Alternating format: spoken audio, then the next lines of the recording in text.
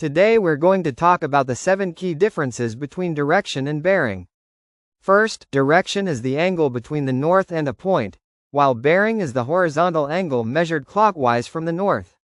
Direction is typically measured in degrees, while bearing is measured in degrees, minutes, and seconds. In terms of navigation, direction is used when moving towards a point, while bearing is used when describing the course to follow.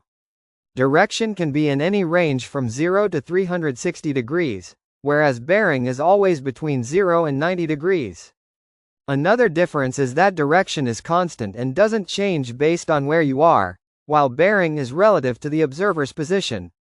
When stating direction, cardinal or azimuthal directions can be used, while bearing is usually given as north, east, south, or west.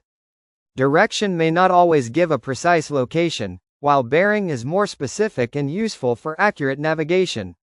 In terms of mathematical representation, direction is an absolute measure, while bearing is a relative measure. Understanding these differences can help improve your navigation skills and better communicate locations accurately.